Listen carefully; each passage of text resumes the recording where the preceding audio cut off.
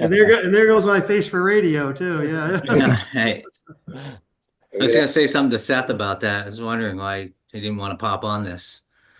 Yeah, he said he hasn't shaved in 2 weeks. He was telling me, so he didn't want to put his face on here. Hey, Yeah. Coach. Hey guy, hey Fred, how you doing? Hey Nate, hey Hey, Robert. Coach, how are you? Hey Yeah, nice Bruce. to meet you, Coach. Hey, So I just wanted to, I'm not going to do much of the talking because you've got two super fans, actually three. Bruce Forsely was not a UMaine grad, but obviously Nate and Bruce Elam, who I coined as super fans and got us, Bruce years ago got us excited about Maine hockey, and I'm just really happy. I watched your earlier interview about how you're feeling at home up in northern Maine or central Maine as we call it. But anyways, really proud of what you're doing up there, and excited to have you embracing and making Maine hockey prominent again. And although we've always been fans, it's nice to see you in the top rankings. And I spent a lot of time in Florida, and college football is the big thing down here. But we're gonna make you're gonna bring Maine hockey to that level again, where it's nationally, internationally followed. So we're exciting. So I'll let Nate and Bruce greet you and ask you a few questions. Perfect. Thanks, Fred. Means a ton, but it's a good to see you, and I appreciate the kind words. Okay, well, I'm happy to kick things off a little bit, Coach. So I feel like a kid at Christmas, and I get something kind of cool and fun for Christmas. I'm going to show you. I'm going to show you this, because this is really going to be my question for you. So can you see this? I can see that. I've seen that shirt a million times around here. here. Okay. So here's my question. At this point in the season, give us, from your perspective, the good, the bad, and the ugly that you're seeing in the team, and how you're going to kind of combat some of those and meet the challenges that lie ahead. Well, I think, I like our team. We have a really good group of guys, so maybe that's the good. A lot of our players have been here, for 2, 3, 4 years with us now, and like the culture's really changed, that's the reason why our team has gotten better, in my opinion, as far as wins and losses. I don't know how many years ago, was it 2 or 3 years ago we did this? Or was that I can't remember. It was last year. No, it was last year? It feels like so long ago. Yeah. Did we do the Zoom last year? I know we did the thing. Yeah, we did do a Zoom ahead of you coming down, kind of like what we're doing today. Like the event at the Shipyard feels like last year, but the Zoom for some reason feels like 3 years ago to me. But so I think we've come even in a year culturally, further along. We've added some really good pieces to the team. Maybe I'll group the bad and the ugly together, just because, I think our record is fine. Everything in the first half outside of those 2 games at BC, which were really disappointing games for us. Everything, we did what we needed to do. I still don't think, if we're a team that wants, to compete, for the top prizes at the end of the year, I still think we have a lot of work to do, and we have to be able to beat top teams anywhere, whether it's here on the road. And a lot of that is not the ability thing. It's more of again, changing our mentality of how we're, what we believe we can do individually sometimes. I think our team believes as a whole that we can win games, and we've proven that, but do we think we can go and beat the toughest teams in the second half of the season? That's what we have to prove to ourselves, Nice. Yeah. And I remember it in the first Zoom call, that was your top priority. Your number one answer was, it's the culture's got to be set first and foremost, beyond anything else. And part of that is the mindset of just what you're talking about. You've got a really good deep team, good depth, the strength of the team. You can roll all the lines. You get contributions, from the top of the roster to the bottom, and that makes you a difficult out. But then, of course, it's overcoming those hurdles like you were talking about that's going to get you to that ultimate level. Which is why I sort of brought up the bad and the ugly, because I'm sure you're always looking to improve. And so you're always looking for those little things that maybe you can tweak and improve and get you to that next step. And I think you're right on the doorstep of that. It's very exciting to watch, and we're excited to have you back down here.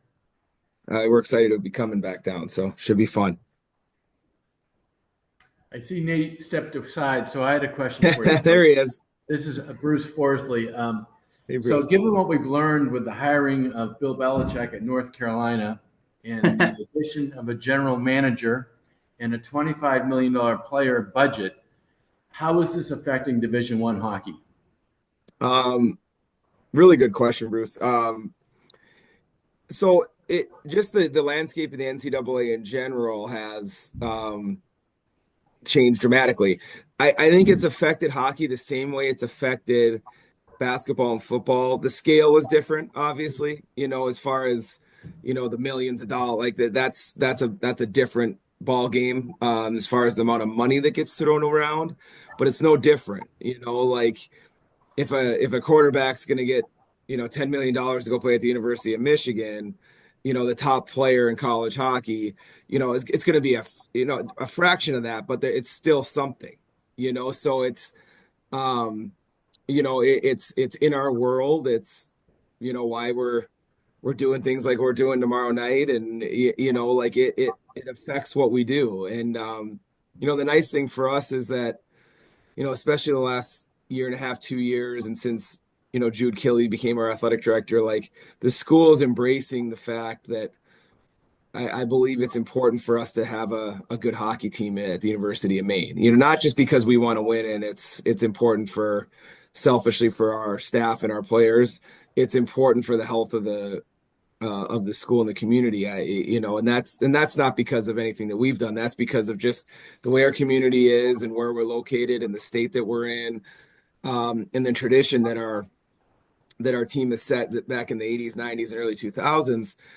It is important, and it's important for enrollment. It's important for our students to have the pride in it. And so, like, the transfer portal and the NIL and all this stuff is a real thing in our world, and trying to navigate it. And the teams that can navigate it the best are the ones that are going to continue to thrive. And I was guilty of it. As much as I wanted to pretend it was just going to hopefully go away someday, I think the other thing is happening. It's only going to become more and more prominent. So, we're in a really unique scenario in Maine to actually be able in hockey to take advantage of that. Because it doesn't require $25 million player budget. It doesn't require Bill Belichick to come in, to come be your coach. And, we can actually, we're actually set up pretty well if we manage these things right and create the right partnerships to actually take advantage of this in the hockey world.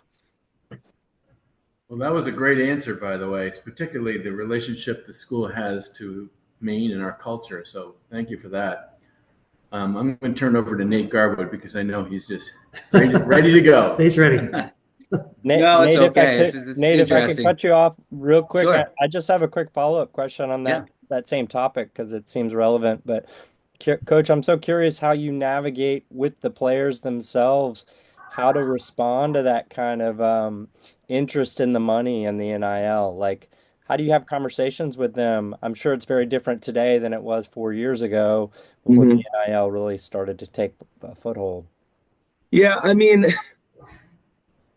every conversation's a little different. Again, a really good question. Like, if that's, I mean, basically we've taken college athletics and just it's just a free market, no rules anymore, and I imagine, in business, like, depending on where you are, what state you're located, what, industry you're in, like what, the regulations that you're, in business having to deal with, it's almost like in college athletics, like all regulations are just off now, so the conversation becomes like, if you get asked about, well, what are those, what are my opportunities, if I come to the University of Maine to, to potentially benefit from the image and likeness, the answer to that is, well, you're going to determine that, as a student athlete, and, how you handle yourself, and also how you perform.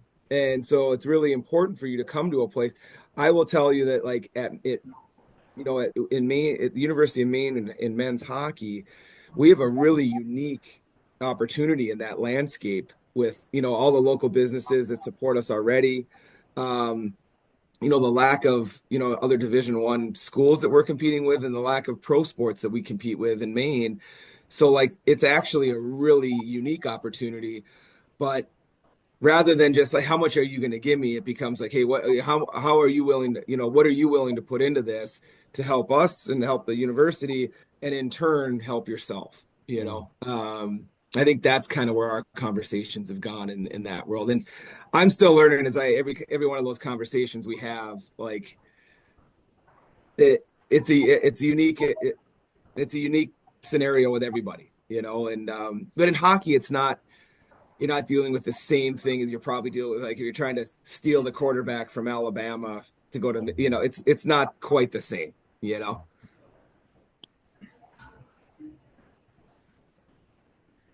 On Are to we all Dave. good? Yeah. Yeah. No, that's Okay. great. No, That's that's great. all set. So I think you answered a bunch of those. Some of the stuff I was getting at here is one of the things I do with our team here is I do a lot of the recruitment with properties located all over New England, and then we have down to Florida as well. But it's different demographics everywhere. And recruiting is, I've been doing it for 15 years now, maybe. And I talked to people 10 years ago a certain way, and I talk to people now a completely different way, just because it's a different age group, it's a different culture, it's a different, people are different. When it comes to recruiting, I followed recruiting through hockey. I love it. I think it's one of the most interesting things with, you had recruiting back in the 80s and the early 90s coming out of prep schools like Thayer, Catholic Memorial, Mount St. Charles, stuff like that. And then the USHL came along, the juniors, and now it's, the world into the, major juniors is opening up. I know you've answered a lot of those questions before. I listened to you on the radio about those, but how has your recruiting changed? You've been doing it a long time too. So Yeah. if you've been recruiting for like 10, 15 years too, I think somewhere in Yeah. that range, and a lot of it's on the East Coast. So how has that changed now to how you used to talk to people before and garnering those, getting that talent in? Yeah. That's a great question. Our recruiting has changed tremendously just in the last month and a half, since the CHL teams are now, like, that's for decades something that's never been in our world. And now we have three It's like elite hundreds of people. hundreds of players available to us that have never been available to us. And, we're super fortunate up here with Jason Forte, Elfie Michaud, and Eric Soltis, who all know that world. So I'd be lying if I say we planned it like that when, like, putting our staff together, but, like, we're actually uniquely, especially with the Quebec League and like, I've been able to go to watch multiple Quebec League games, there and back in a day, in the same day. We haven't been able to do that anywhere else that we would recruit players. Like the Boston area is not a hotbed of players for the University of Maine, and the reason being because there's 4, 5, 6, 10 schools within 100 miles of there, or less than that, like that. Not that we don't get players from there, but it's not going to be the place where we're going to get most of our players. That's just the reality of it. And but then you add Quebec and New Brunswick and Nova Scotia and PEI and all these places that we can go in Ontario now with the Ontario League. I can envision I can envision a lot of our roster, and it's going to take a few years to settle out how this pans out. I can imagine most of our players coming from there now, when that's never been a thing. We get lucky and get a few that, the Nadeau brothers and stuff, like in Lyndon Breen. So we have some players from Quebec and the Maritimes, but I mean, the majority of those players are playing in the CHL, because that's what they know when they're 16, 17 years old. Now those players are the University of Maine is an option for them. And so, which is a great thing for us.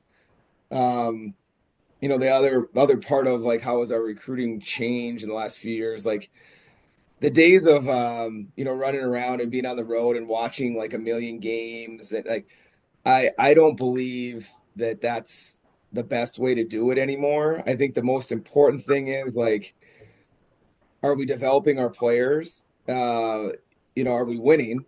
Are our players enjoying their time here? And that doesn't mean that it's all, unicorns and rainbows all the time. That means they feel like they're getting better, they're getting pushed, they're playing against really good competition, which in Hockey East they do, and that we have a really good staff here the best recruiting that we do is from our players on our team now. There's nothing I'm gonna to like that's the transfer portal was a few years ago. That changed everything a little bit. You see some of the transfers that have come here and made really big impacts so far on our, which that was not something that was in our that wasn't something where, hey, we're gonna get 4 or 5 transfers every year. But the players They that used are to have to sit out a year. well, they used to. Yeah. Yeah, but even like building a culture, it's hard if you get a player in for 1 or 2, 3, 2 years. Like, you build a culture with, the consistency over, 2, 3, 4 years with players and developing them. But, now what we're seeing is like the kids on our team, like really good, they're good players, but they're really good kids. And that's in the transfer world now, in the NHL, in the NIL world, CHL world. They're the ones that if people are calling them, their buddies are playing elsewhere. Hey, I want to, how is your experience there? Oh, we have the best experience in college hockey. Okay. That. And so it's really, we try to take care of more of what we do on a day-to-day here, where 20 years ago, it was like the assistants just out running around, watching as many games as they could. Because we can do that from our computers now, and if we have 3 coaches here every day on the ice, that's going to be our best recruiting. Where, when I first started, it was more like, hey, the head coach sticks around, the assistants are running around and, just trying to find the best player. So that's changed dramatically as well. No, it makes a lot of sense. It's it was back in the 80s, it was the Maritimes and Quebec, and there was a lot of players coming there from Maine to Maine, and then it just disappeared for quite a while, Yeah. That's probably Montgomery. when the rule changed and you couldn't go get the Quebec League guys anymore. Right. And Yep. yeah. I think Montgomery was up there, wasn't he? Yeah. But I think he was. Yep. he was in Montreal, I believe. Montreal guy, right? But it's definitely it's having that internal group that can refer people and reach out to others. They can do that work, and creating that culture is huge. For sure. Yep. Yeah. Yeah. Obviously, your best advocates are your own players. Mm-hmm. Yeah. Yeah. And that's never been a thing, because the transfer thing was never a thing until 4 or 5 years ago. No one was going to transfer unless it was so bad that they were willing to sit out a year to go somewhere else. And that was never a thing. And now, whether we like it or not, it's a thing. So you got to be able to thread the needle of like your players really enjoying their experience. And that's the advantage that we have with the L Fond. Like that experience is second to none in college hockey. So that they're going to enjoy that regardless. But then they also have to be able to like, you have to have a staff in a culture where it's not, hopefully beating you over the head with it every day. It's, hey, like this is we have really high standards, but how are we going to get there? We're all going to do this together, hopefully. And there's going to be a give and a take, because if it's just like, okay, the coach's way or the highway, like that, I think that's when you get into some of those tough. I'm sure it's no different in your business. And like you got to have, there has to be some true understanding. Yeah, it has to be collaborative. Yeah. Well, the Civic Center in Portland, which you used to call it back when the Maine Mariners were winning Calder Cups, it used to sell out on a Wednesday in the middle of winter.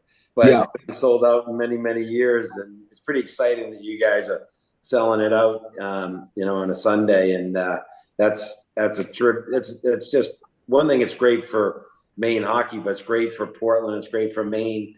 And I'm curious, any of the NHL guys that played for you recently or played prior years, circling back now that there's money involved at all? Kind of curious if there's a connection between what's going on at the pro level and back down to college. There is, it's always kind of like it's always a tough, a tough subject. Like, what are like the NIL thing is different because it's like what's the value in it for, even for someone like you, at the Shipyard, right? Like, what is like we have to find a way to add the value. It can't just be like, now it's one thing if we had, you had the number 1 overall pick and you could, hey, get him on a commercial for the Shipyard and like pay him some of that. There's some value for that down the road, right? Like, but for like 99.5% of the players, like in the business, like where's the value in what, like, in the NIL or the collective, and then or a business sponsor and a kid, like what is the value in that? So like, they've been the alums here are awesome. Like they are all. I mean, we had the '99 team here for the first weekend. There was our 25th year there of the '99 national championship. Those guys have been unbelievable. Monty's unbelievable. Swayman comes back. Eric Weinrich, like so. Like the alums that are, especially a lot of the really prominent ones are super involved and like very, very helpful. They're all doing it in their own way though. It's it's the same way for us, like with with the NIL world, like hopefully we're doing a good enough job where there's value in it for a business, a local business up here in Orono or in Portland or wherever, like to see value in making those partnerships. And maybe the value is somewhere else. Maybe it's we have a $50 million renovation going out the L Fund. Maybe it's there's opportunities everywhere, but like hopefully you have that that cohesiveness where we can find that, and it's not just okay, we need money for this, we need money for this, we need money. Like we're never going to have enough money in college sports, unfortunately, unless the rules change again.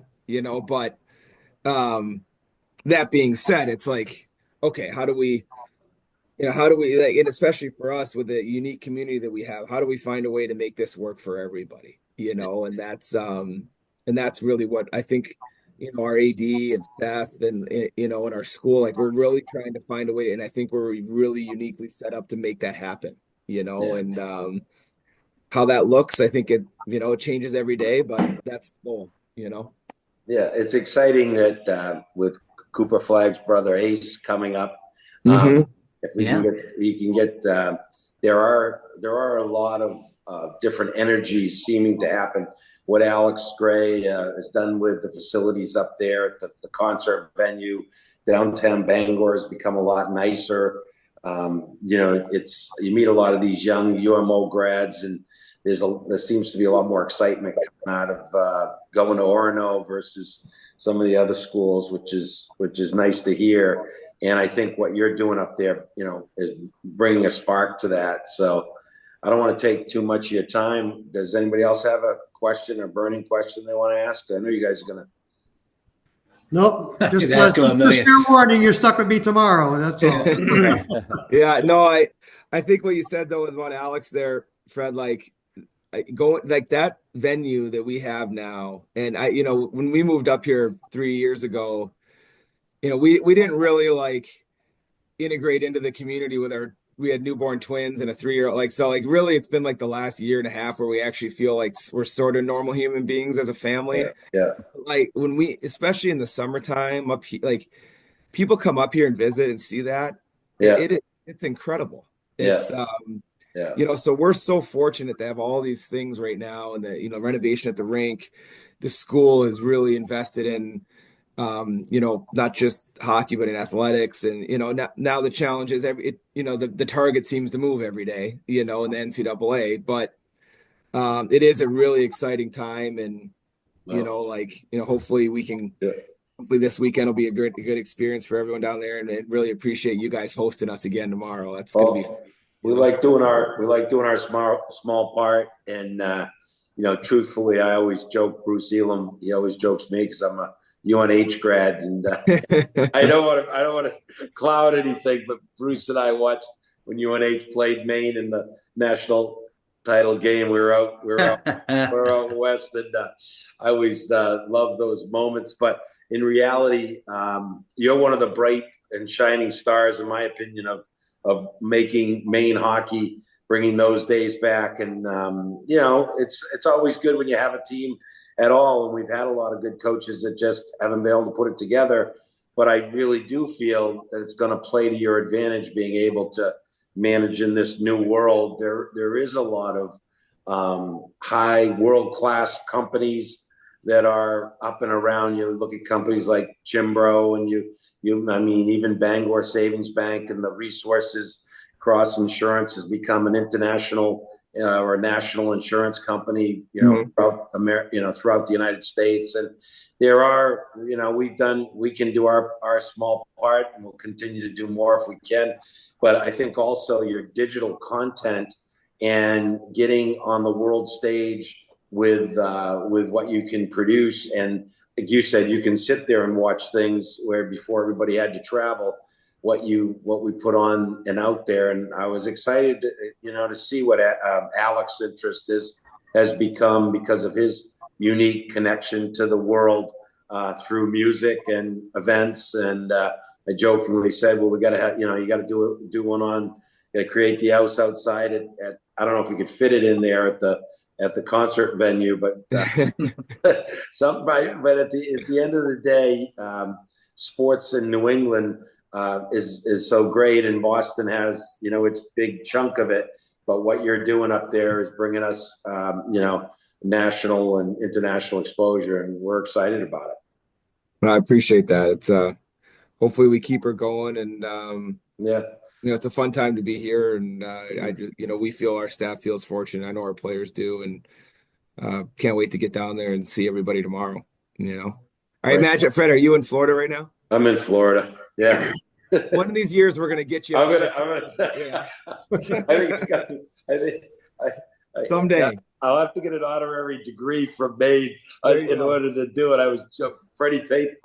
He's a UMO grad. He was busting me. He says, "For Christ's sake, Freddie, you didn't even get." I said, "Well, hey, I love this. I love the state of Maine, and I love Maine." And honestly, you bring and keep exciting guys like you with that passion for it. I watched your video talking about going to your son's hockey game, and those are the things that do make Maine growing up in Maine and being part of the Maine community special. And so that's why I feel. And then really Bruce Elam and Nate and their passion for Maine hockey has kept us in it through all those years, and obviously Bruce Forsely supporting it, and Robert doing what he's doing. But listen, have fun, and make the best of it.